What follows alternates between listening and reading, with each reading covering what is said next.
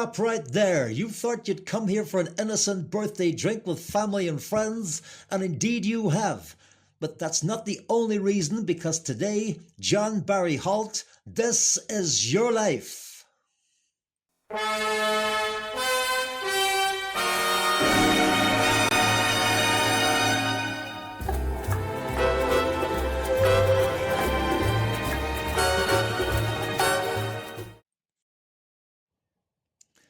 You were born at 34 Caxton Road, Otley, West Yorkshire, to parents Stanley and Minnie.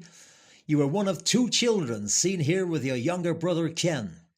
You didn't get away from Otley very often, but here you are, seen holidaying in a caravan in the field in the middle of God knows where. As a child, you attended Otley All Saints School, where you excelled in such subjects as insubordination, truancy, and smoking. Together with your gang, you ruled the outskirts of town with a reign of terror, using your catapults to fire at sparrows and blackbirds, cheeking off the local farmers, and on one occasion rolling a tractor tyre down the whole length of the sheving, bouncing over the main road and coming to rest firmly embedded in the groundsman's hut. Luckily, he was out at the time. This resulted, though, in one of your many appearances at Otley Courthouse, which is to become your second home for many years. At 15, you start work at Crompton Lighting in Guiseley, but then sail away on HMS Burley, a ton-class minesweeper, for your national service. In between, you meet up with local girl Anne Harrison at one of the dances at the Drill Hall at Rawdon. On your return from the Navy, however, you discover that this young girl is now engaged to Colin. You soon step in, though, and insist that she throw his engagement ring into the sea at Blackpool. Well, you haven't seen Colin for more than 65 years, but today, relax, he's probably no longer with us. You are married at St. Peter and Paul's Church in Yeadon on the 9th of September 1961, and 2 years later your first child Kevin is born, followed 3 years later by your daughter Karen. A bit of an afterthought.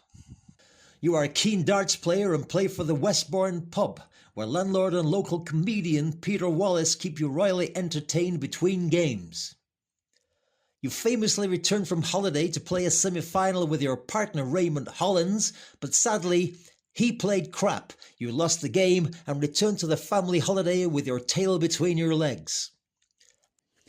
In 1968, you move up the road to number 22 Netherfield Road, where you still reside to this day.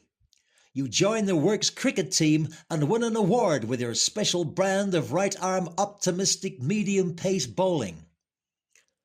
And here's the team now to say hello. Family holidays are taken in Blackpool, Punton's Holiday Camp, Great Yarmouth, and a camping trip to Morecambe. But less said about that the better. Gordon Hunter's trailer tent you simply couldn't master.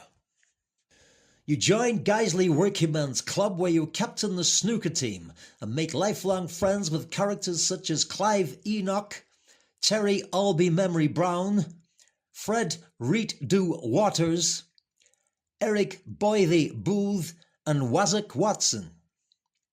Also, famously, you read the entire contents of the News of the World newspaper whilst waiting for Mick Thompson to take his shot one Sunday afternoon.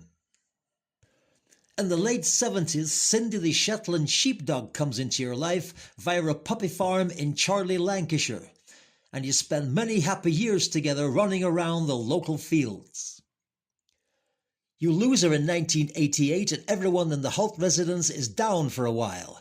But a couple of years later, Sheena comes bounding into your life on Christmas Day 1990.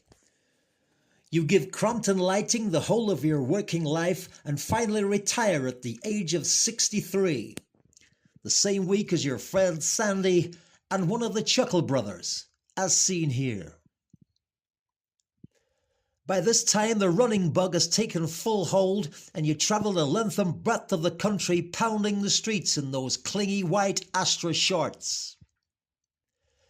You carry on running well into your 80s and only call it a day when you're attacked and brought down by a cockerel on a farm behind the Swinker nurseries during lockdown. You were a proud grandfather to Brooke, Bethany and Mia, and now great-grandfather to Evelyn and Fern. From those very early years in Otley, where he and his new wife Doreen lodged with you on Elm Terrace by the Summercross pub, your brother-in-law Edward has been forever by your side.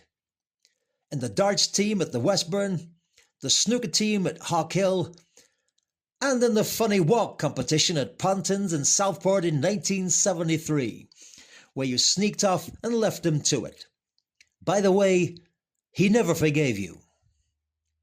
Well, you haven't seen him since Beth and Dale's wedding in August, but he's here today, Edward Harrison. And I'm sure, Edward, you'd like to say a few words. That's enough. Sit down.